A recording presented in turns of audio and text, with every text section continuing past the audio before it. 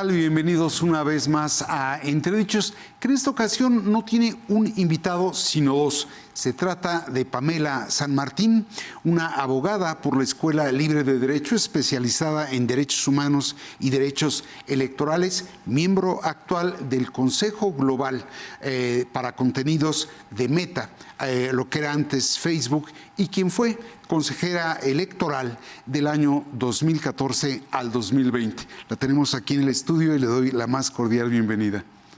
René, es un gusto estar aquí contigo y por supuesto con Mauricio. Y desde luego tenemos también a distancia a Mauricio Merino, doctor en Ciencia Política y Sociología por la Universidad Complutense, un hombre de larga trayectoria académica, quien actualmente es profesor e investigador de la Universidad de Guadalajara, donde encabeza el Instituto para la Rendición de Cuentas y el Combate a la Corrupción. Un hombre que ha escrito múltiples libros, el más reciente de ellos, El gato por liebre, la importancia de las palabras en la deliberación pública. Un hombre que fue consejero electoral en lo que fue el IFE del año 1996 a 2003. Y el motivo de la invitación a ambos es justamente hacer un balance de cómo está viéndose el proceso electoral. Y si te parece, Pamela, abro contigo.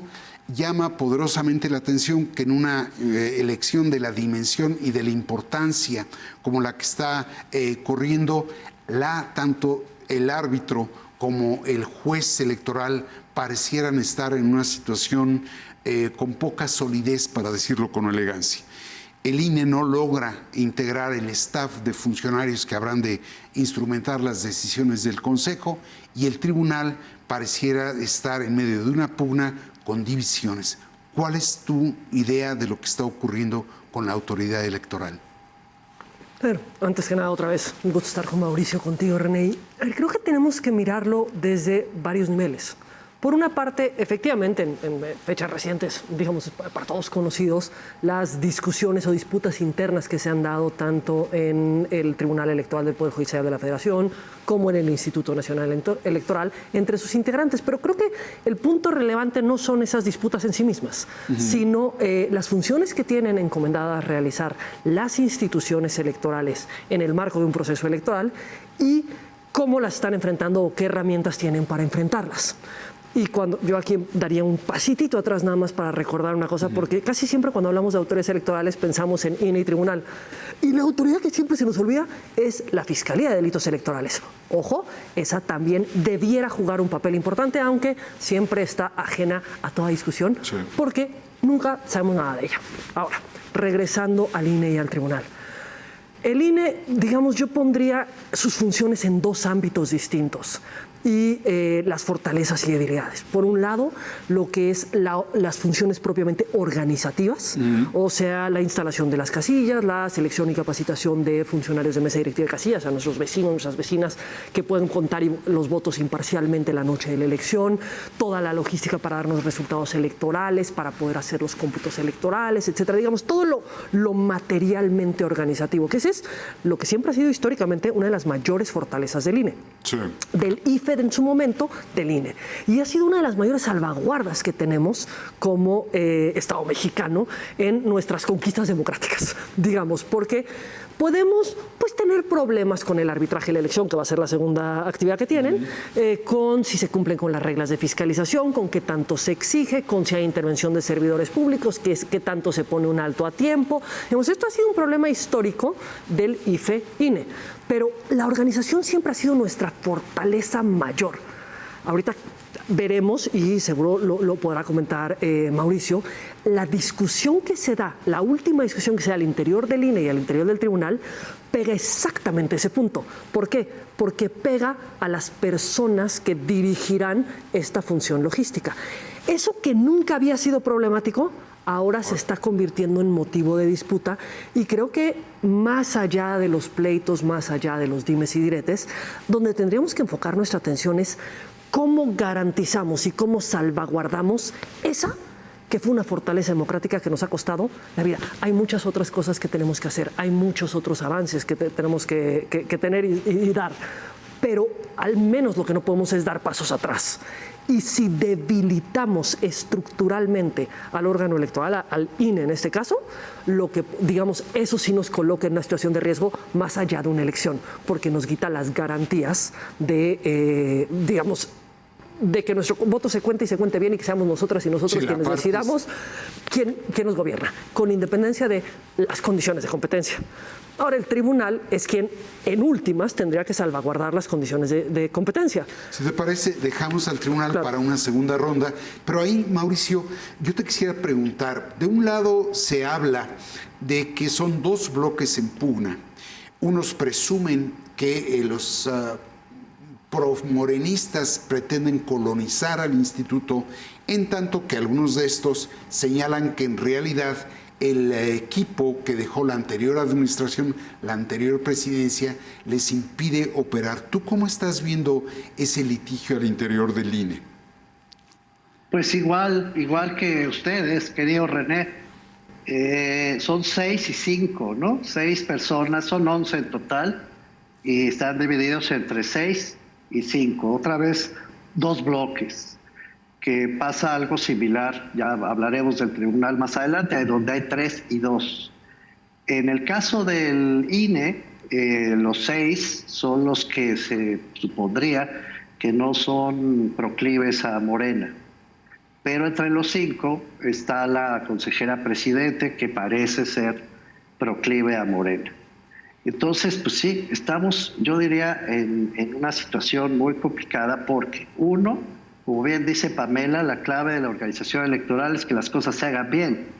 Además están los litigios y además está la fiscalización, que no es cosa trivial.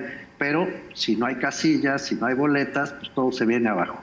Por fortuna, el famoso plan B, René, se suspendió por la Suprema Corte de Justicia por razones procedimentales, no por el fondo. Y gracias a eso sobrevivió el servicio profesional electoral, que es la clave de la organización práctica de las elecciones desde hace ya muchos años y que elección tras elección pues, ha probado su eficacia. El plan B quería destruir el servicio profesional electoral, por fortuna no prosperó, así que ahí está todavía. De otro lado, tenemos, sin embargo, la participación muy activa de los OPLES, a las entidades que señala Pamela, yo añadiría los órganos electorales locales, los así llamados OPLES, porque esta va a ser una elección que está políticamente concentrada en la presidencia de la República, René, pero la mayor parte de la elección es local. Sí. Nunca habíamos tenido una elección local tan grande, con tal cantidad, 9 gubernaturas y prácticamente todo el país saliendo a votar por ayuntamientos, por diputaciones locales y obviamente por diputaciones federales y senadurías. Pero es local sobre todo. El gran número y por lo tanto el gran riesgo de conflicto está en lo local. Y ahí son los OPLES, que a su vez han estado muy disputados en la arena partidaria, quienes deben dar la cara por las elecciones. Sí, bajo el control principal del Consejo General del INE, pero quienes se operan, quienes se encargan de las cosas cotidianas, son los OPLES y el Servicio Profesional Nacional, que se creó a partir de que pues, nació este nuevo sistema en el 2014, con el INE, cuando llegó Pamela San Martín, por ejemplo, al Consejo General del INE. Ahora, antes de pasar al tribunal, tú destacabas que hay, aparte de la función organizativa, que es fundamental, el INE tiene también la función del arbitraje. Lo que hemos visto es cómo todos los partidos, a excepción de Movimiento Ciudadano, violaron campantemente la ley. Y si hubo pre-campaña, hubo pre-campaña cuando había precandidatos únicos. Estamos en el supuesto periodo de intercampañas. ¿Tú ves problemas en la capacidad del instituto para arbitrar el concurso sobre la situación que tiene en su estructura? Me parece que históricamente el arbitraje ha sido el talón de Aquiles de la autoridad electoral, administrativa y jurisdiccional. Digamos, los cuestionamientos, si nosotros vemos históricamente los cuestionamientos que se le han hecho al IFE, que se le han hecho al INE, siempre son sobre arbitraje, sobre lo que permitió o sobre lo que, digamos, no frenó a tiempo o sobre lo que no vio que debió de haber visto. Y ejemplos podemos poner una cantidad enorme de ejemplos a lo largo de la historia. Esto no es algo que sea nuevo. Lo que sí es nuevo es que tuviéramos una pre-campaña en la que sabíamos cuáles eran los candidatos presidenciales o las candidaturas presidenciales antes del inicio del proceso electoral. Digamos, ya no es antes del inicio de la pre-campaña, no es antes del inicio del proceso electoral, eso es una locura. Y me parece que aquí, sin duda, en mi opinión, las autoridades electorales no hicieron lo que tendrían que haber hecho, permitieron que corriera una anteprecampaña, y luego vamos a tener unas campañas electorales, de hecho, que van a durar cerca de un año. Digamos, 11 meses, que vamos a vivir en campaña con un desgaste enorme para la ciudadanía, porque aparte es muy cansada una campaña tan larga, pero no solo ese es el problema, que debiera serlo, porque eso tiene que ver con nuestra participación democrática. También se da en una condición en la que, ¿por qué tenemos reglas? Digamos, ¿por qué son las reglas de la competencia? ¿Por qué establecemos la precampaña es de tal fecha a tal fecha, la campaña es de tal fecha a tal fecha? Porque lo que hemos buscado construir en México, digamos, con menos buena habilidad que la logística electoral, pero lo que le hemos prestado mucha atención es a que hayan condiciones de competencia, es decir, que las reglas no estén cargadas a favor de uno de los contendientes, que todo mundo pueda medianamente competir en condiciones de equidad. Y entonces establecemos un periodo para que se puedan fiscalizar, para que sepamos de dónde vienen los recursos, en qué se gastan los recursos, cuánto se gastó, ¿fue una bestialidad lo que se gastó o fueron dentro de los límites establecidos por la Constitución? Digamos, todas esas reglas les ponemos un margen para que podamos acotar las intervenciones indebidas. Y en todas las medidas, y solamente, claro, todas las medidas que nos hemos dado de competencia han venido por una tragedia en la elección anterior. Algo que se le criticó a la elección anterior, 2006 se le critica la intervención de las televisoras, se critica la intervención de Fox, entonces metemos reglas para que no haya intervención ni de televisoras y para que no haya intervención de servidores públicos y de terceros, digamos, como los consejos empresariales. En el 14 hay un gran cuestionamiento, perdón, en el 12 hay un gran cuestionamiento a Peña sobre los recursos, metemos reglas para que la fiscalización sea muchísimo más robusta, etcétera. Digamos, hemos incorporado estas reglas y de pronto desaparecen las reglas y ponemos reglas especiales ad hoc a una situación que se está dando y en la que, pues al final del día, ¿quién va a cumplir y quién no va a cumplir? ¿Cumple el que cumple con la regla original, la que viene en la ley? ¿Cumple el que cumple con la regla que viene en el acuerdo siguiente? ¿Cumple el que cumple con la regla que posteriormente determina el tribunal? Digamos, entramos en una situación de pocas certezas y pocas garantías. Y creo que eso no favorece, digamos, la fortaleza o la confianza en el proceso electoral. Y cierro nada más con un punto. Esto se vuelve todavía peor si partimos de que estamos en un contexto absolutamente polarizado, no la polarización propia de una contienda, una polarización que parte de la negación del otro como principio y como fin de cualquier discusión. En ese contexto todo es a quién benefician. ¿Es pro Morena o es pro la oposición? Nuestra discusión democrática, en serio, en algún momento tiene que poder trascender pro Morena o pro la oposición y empezar a discutir los temas en sus méritos. Digamos, ¿por qué nos preocupa una autoridad electoral que no cumpla con independencia de a favor de quién o en contra de quién? Ahí, en abono del tiempo, Mauricio, está esta parte que es central, que es la de la organización, la normatividad y, desde luego, el arbitraje del proceso electoral, pero aparte está la característica de que esta elección va a ser en extremo litigiosa y no se ve que la otra instancia, el tribunal, tenga solidez. ¿Cómo estás viendo tú al tribunal electoral? Pues con mucha preocupación, porque de entrada deberían ser 7, René, magistradas y magistrados. Y hay 5, porque no ha querido nombrar en el Senado de la República a las 2 vacantes. Simplemente no han querido, les gusta cómo está compuesto ahora. Y además, pues ha habido este conflicto interno del que ya hablamos, entre 3 magistrados y 2 magistrados, ¿no? 3 personas contra 2 personas. Sacaron a Reyes Rodríguez, ¿te acuerdas? Apenas a final del año, pues de una manera literal lo defenestraron, ¿no? 3 magistrados se pusieron de acuerdo para quitar a Reyes Rodríguez y quedarse con la presidencia del tribunal, Mónica Soto, de los que se dicen proclives a Morena. Eso ya es un desastre, ¿no? Ya, pues que 5 personas no se puedan poner de acuerdo, ya de suyo es una muy mala noticia. Pero a lo que dice Pamela, déjame, además de suscribir lo que dice, añadir 2 cosas más. Acá tienes, de un lado, un incumplimiento que no solo pasa por los tiempos, ojalá fuera solo eso, es que también está prohibido que las autoridades hagan campañas, participen activamente en las campañas. Está prohibido constitucional y legalmente, las 2 cosas. Y vemos al presidente haciendo campaña todos los días, literalmente todos los días.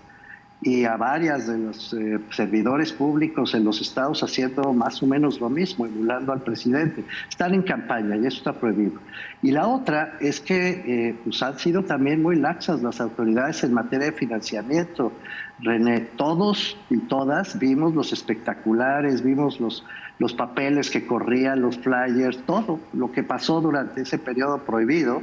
Y eso implica un montón de dinero. Y siguen diciendo que no se gastó el dinero, que están dentro de los topes. Bueno, llamo la atención a esto porque las sanciones a esas 3 faltas, es decir, la ruptura de los tiempos, la ruptura de las prohibiciones de intervención en la campaña y la ruptura de los límites de los dineros, tienen castigos muy severos, no son solo multas. Les recuerdo el caso de Guerrero, de Salgado Macedonio, que formalmente no pudo ser candidato porque rompió esas reglas establecidas, no entregó los informes de pre-campaña y no pudo llegar a la candidatura. ¿Tú te imaginas, René, si el tribunal se pone estricto y si cumple a la letra la ley? Bueno, si lo hiciera, ni Claudia Sheinbaum ni Xóchitl Gálvez podrían ser candidatas a la presidencia, René, porque el castigo por infringir estas normas es la no posibilidad de ser registradas como candidatas. Tendré que cambiar de candidaturas. Es el castigo establecido en la ley, expresamente. Así que ahora están condenados los órganos electorales a negarse a sí mismos y hacer ojo de hormiga, o a no negarse y crear un conflicto político mayúsculo en el país. Tiendo a creer que los partidos políticos están promoviendo un conflicto político mayor que no vamos a ver llegar sino hasta la segunda parte de este año, hasta el 2 de junio y después. Pero es gravísimo que estemos jugando sin reglas o que de plano estemos jugando con reglas vulneradas, insisto, cuya sanción implicaría que ya no habría candidaturas, por lo menos en los 2 frentes coaligados. Muy bien. Antes de ir a un corte, yo quisiera cerrar este primer bloque del programa sobre la base de lo que hemos conversado. Es decir, hay un fiscal electoral ausente, una autoridad o jueces y árbitros que no acaban de consolidar su función y operación. ¿Qué augurios le ven sobre esa base a la campaña, a la jornada y si después de la campaña podríamos estar frente a un apuro? A mí me parece que hay una parte que no podemos dejar de mirar. Sí, es importantísimo, es fundamental contar con autoridades electorales y en nuestro país nos ha demostrado la historia que es todavía más fundamental.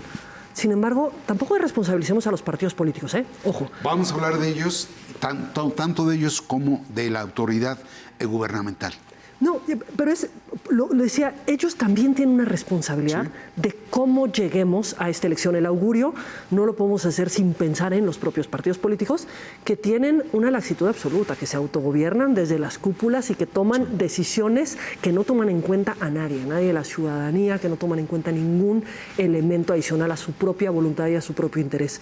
Y creo que aquí está una conjunción terriblemente perversa, porque entonces efectivamente lo que se auguria es un proceso electoral absolutamente litigioso en el que hay enormes cuestionamientos de entrada a las decisiones que se han ido tomando y en el que si termináramos en una elección cerrada y se tiene que determinar la validez de la elección, digamos, al momento que el tribunal la determine, ya olvidemos los cuestionamientos que han existido sobre el tribunal.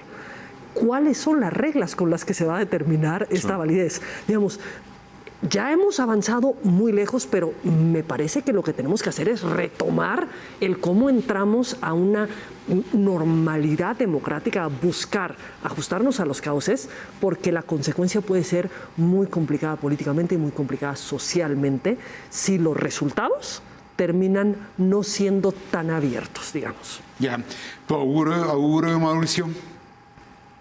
No, pues es mucho peor que el de Pamela. Yo creo que las autoridades ya están rebasadas, ya fueron rebasadas en estos tres planos que acabo de mencionar. Los tiempos, los dineros y las prohibiciones de hacer campaña, especialmente desde la presidencia para abajo, de los servidores públicos. Y eso ya sucedió. Entonces, cuando se destruyen las condiciones de la competencia, pues se destruye la credibilidad del resultado.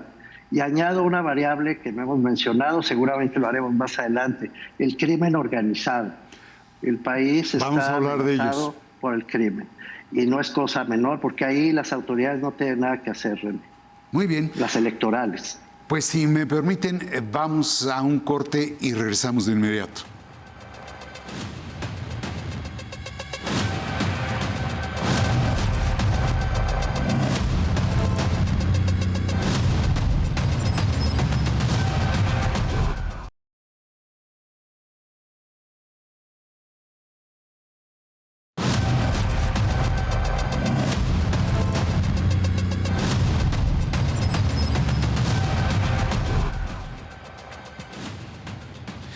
Pues estamos ya de vuelta, estamos con Pamela San Martín y con Mauricio Marino, ambos exconsejeros electorales, uno de lo que fue el Instituto Federal Electoral, ella de lo que es el Instituto Nacional Electoral.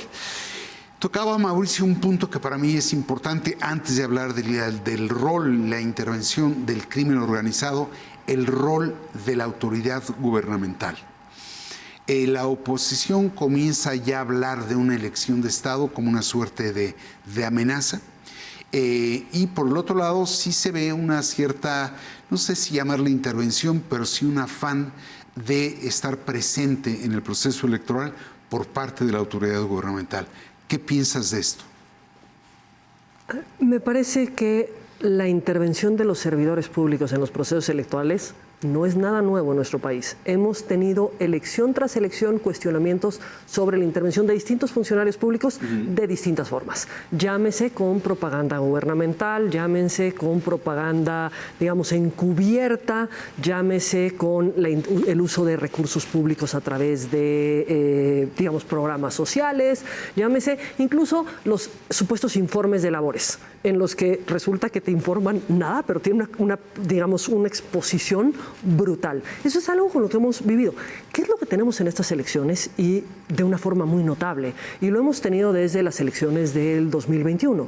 Digamos, una presencia permanente del presidente de la República en los procesos electorales y la presencia de gobernadores y gobernadoras también desde los estados interviniendo en el proceso electoral, de legisladoras y legisladoras, de presidentes municipales. Digamos, pareciera que se perdió el control de esta regla del 134 constitucional que dice no pueden intervenir en el proceso electoral, ni a favor ni en contra. La competencia es entre los partidos políticos y esto se ha dado una ruptura, pero que también tiene que ver con los propios antecedentes, en los que cuando se intervenía en los procesos electorales de una forma tal vez no tan obvia, no tan notable, se dejaba pasar todo. El Tribunal Electoral tiene, digamos, ahora resulta que yo soy funcionario público de 9 a 6, pero si voy al meeting a las 8 de la noche no pasa nada. Y eso es algo que no es nuevo, ¿eh? Esto no es una regla que se acaba de hacer. Es un juego absurdo, es el mismo absurdo con el que antes decían, es que un proceso electoral no se puede afectar antes del inicio del proceso electoral. Que los ciudadanos vemos el reloj y decimos, no, todavía no es 7 de septiembre, entonces, no importa, que a mí yo puedo estar viendo propaganda de un aspirante y no me entero que quiere ser contendiente.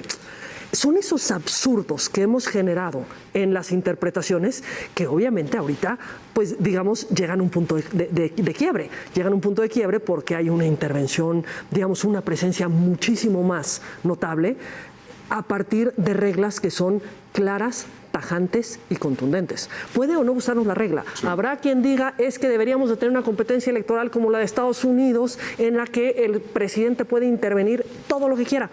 Perfecto, cambiemos la Constitución. Y cuando cambiemos la Constitución y eso sea lo que digan nuestras reglas electorales, entonces podremos tener esa contienda. Hoy la regla es clarísima. No pueden intervenir los servidores públicos, no pueden intervenir los funcionarios públicos. Y esto es algo que por supuesto que distorsiona. Distorsiona en los distintos niveles. Mauricio hacía bien diciendo, oiga, no se nos olvide que es una elección eminentemente local, ¿eh? Sí. No nada más pensemos en el INE, también están los soples, también están las competencias a las gubernaturas, a las presidencias municipales, a los ayuntamientos, etcétera. Digamos, no se nos olvide eso. Claro. Y a nivel local, la participación de los funcionarios locales tiene un impacto súper fuerte, muy notable en las distintas comunidades. Y es como si esa regla dejó de existir, al igual que las reglas de los tiempos dejaron de existir y vivimos en un mundo paralelo en el que no sabemos qué reglas nos aplican. Lo mismo nos está pasando con la intervención de los servidores públicos y por supuesto que tiene un impacto enorme en el proceso electoral. Ahí, Mauricio, bueno, tú ya adelantabas un poco lo que es la intervención gubernamental en el proceso electoral. ¿Tú ves que está actuando con exagerada tolerancia la autoridad electoral frente a esta intervención, particularmente la presidencial? Sí, sin duda, pero sin duda, desde hace mucho. Hubo un intento de frenar ese abuso de intervención en el Consejo General anterior y así le fue. Lorenzo Córdoba y Ciro Murayama pues serán recordados como antagonistas del presidente López Obrador por haber intentado que esa intervención fuera por lo menos mitigada, que se sujetara a las reglas, y acabaron en plan francamente hostil, ¿no? En una guerra sin cuartel contra el INE en general, que el presidente además es otra novedad. Tenemos un presidente que ha dicho una y otra vez que el INE organiza fraudes, que nació para organizar fraudes y que ha iniciado reformas, insisto, que por fortuna no prosperaron para esta elección, pero no se nos olvide que la posición oficial del gobierno mexicano es desmantelar al Instituto Nacional Electoral.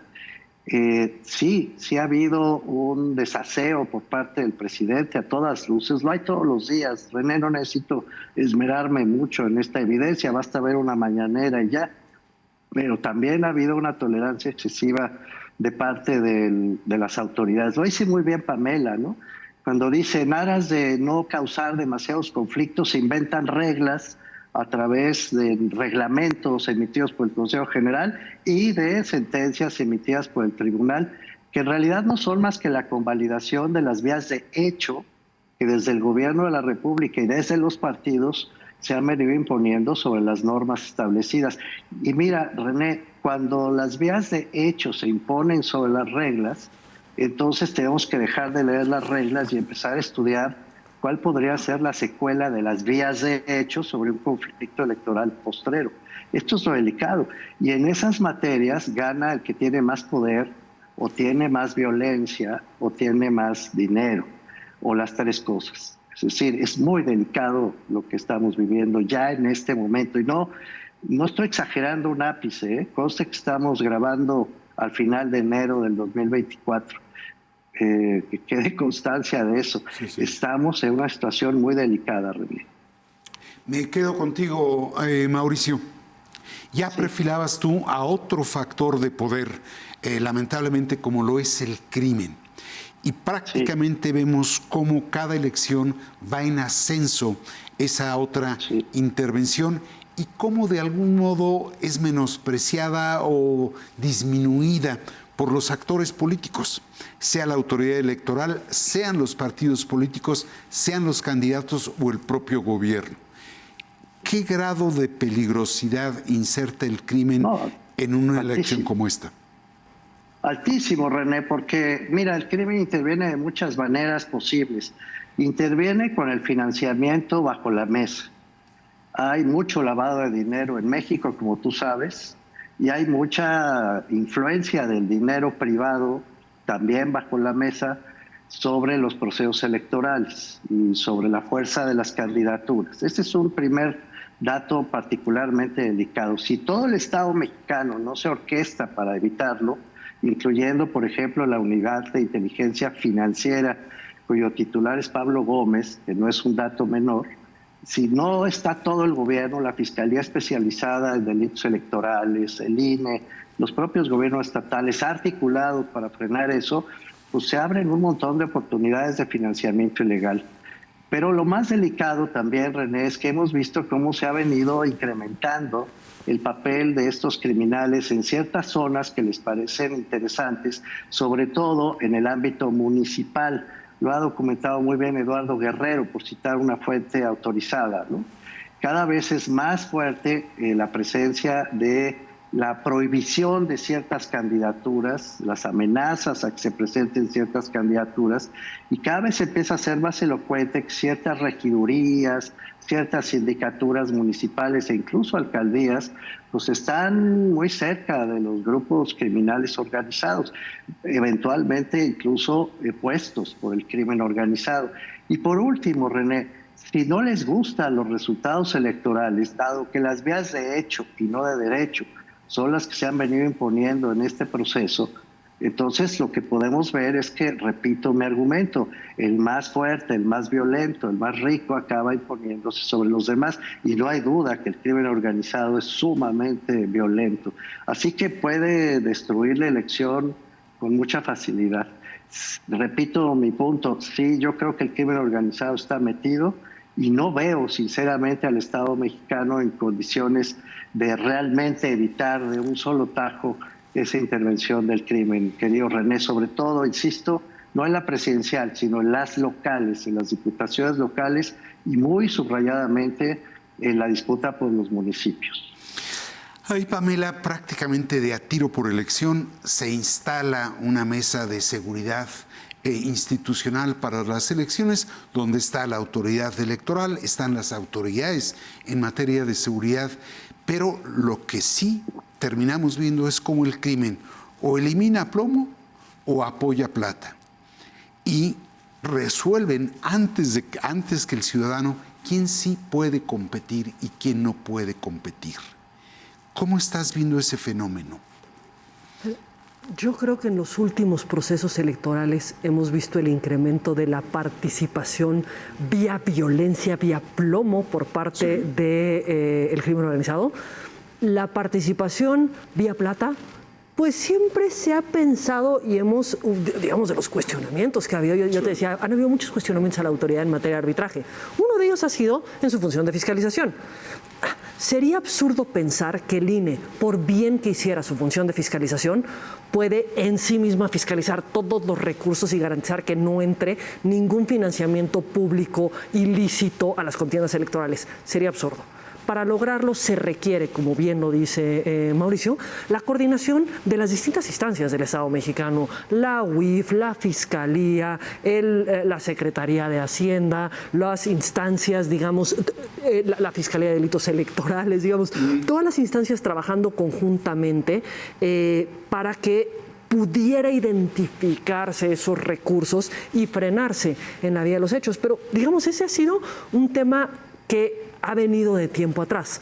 Yo lo decía y voy a juntar esto con la intervención anterior. A veces pensamos en lo mal que estamos viendo las cosas ahorita, y es como que se nos olvida que muchas de estas cosas tienen una historia detrás, y tienen una historia que ya hay una especie de déjà vu. Sí.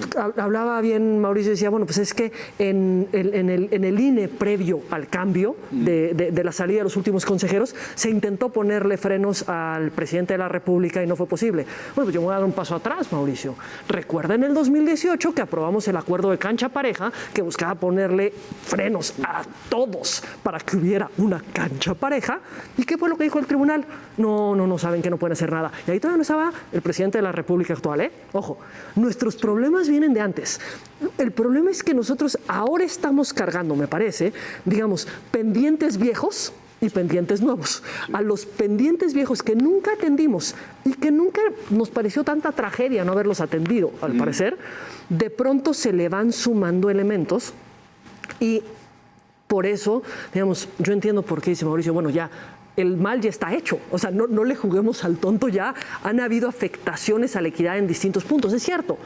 Nada más, yo sí prefiero pensar en cómo recomponemos algo, cómo logramos recobrar una institucionalidad que los avances se dan muy lento, pero las pérdidas democráticas se dan rapidísimo. Ya que tocaste ese punto, el periodo intercampañas, que resulta absurdo porque fueron precandidatos únicos de los 3 concursantes, ¿a qué se debería de destinar estos días que median ya empezó?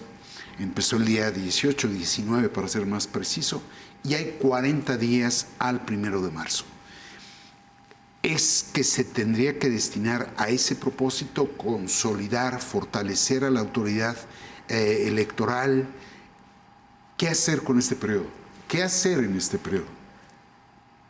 La pregunta es conforme a qué regla, René.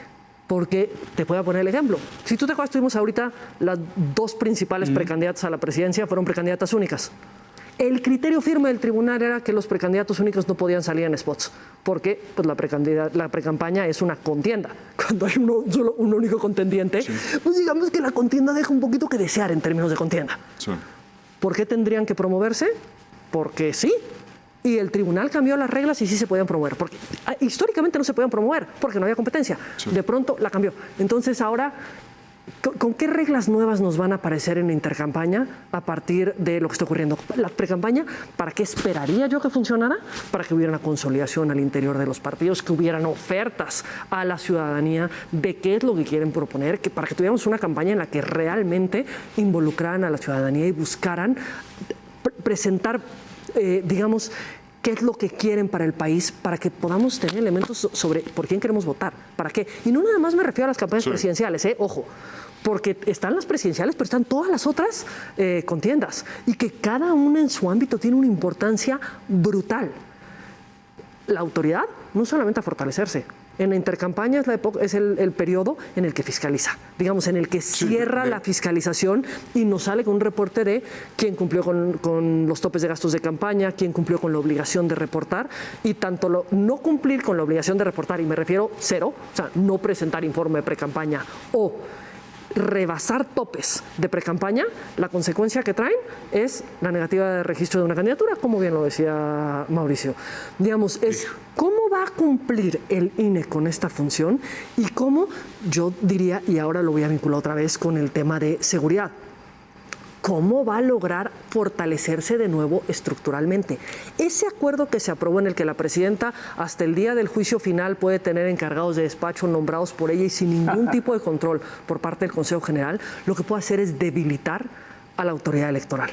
La búsqueda de consensos al interior del Consejo General debiera darse más allá de que el tribunal le haya dado una manga ancha a la presidenta del INE. Porque lo que se tiene que pensar es cómo garantizamos ese proceso electoral. Hasta hoy hemos podido instalar casillas en este país, 150 y tantas mil casillas, 160,000 casillas el último proceso electoral, serán 170,000 este proceso electoral, en todos los rincones del país, incluso en los más violentos.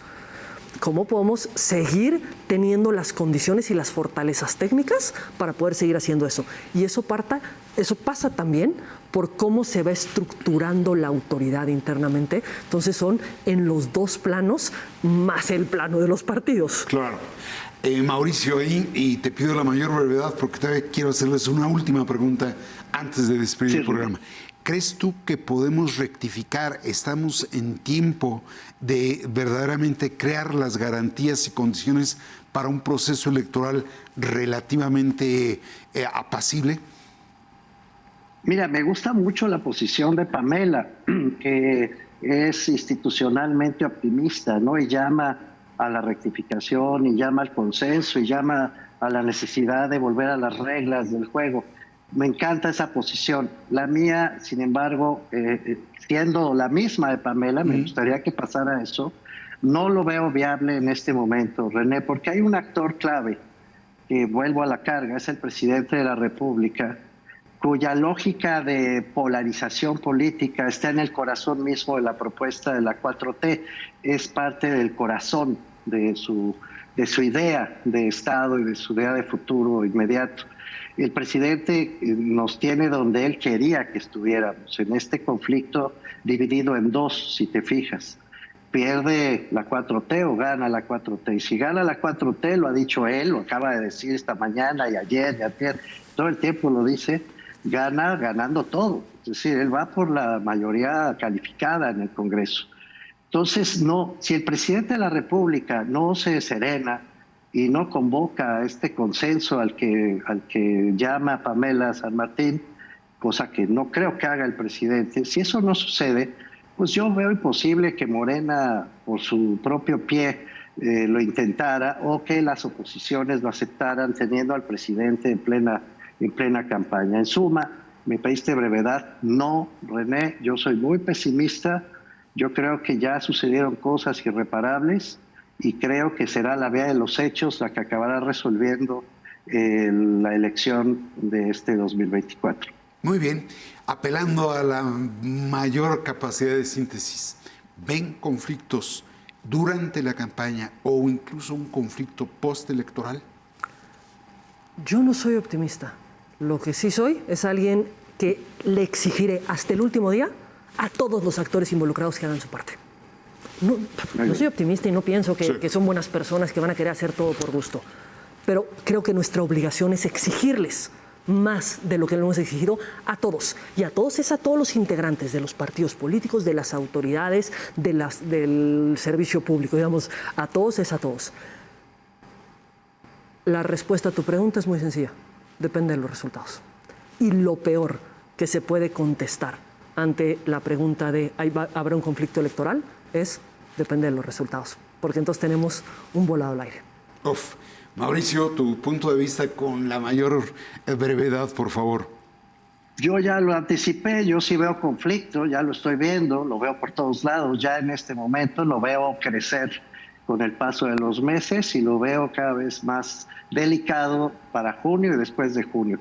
No creo que se pueda evitar el conflicto, además, René, porque el presidente, insisto, y Morena no solo están apostando por la presidencia de la República, sino por la mayoría calificada en el Congreso y en los congresos estatales. Y ese resultado sí me parece prácticamente imposible. Les recuerdo que en 1988 el sistema se cayó, el sistema electoral, no solo por el resultado de la presidencia, sino porque Salinas quería mayoría calificada en el Congreso y no la iba a tener y se creó el fraude. Bueno, el presidente López Obrador va por la mayoría calificada y muy difícilmente la va a obtener. Me temo que habrá conflicto. Muy bien, pues yo le agradezco a ambos el hecho de habernos acompañado aquí para hacer una primera aproximación a la forma en que corre el proceso electoral y desde luego le agradezco a los seguidores de El Financiero Televisión el hecho de acompañarnos aquí en Entredichos. Muchas gracias.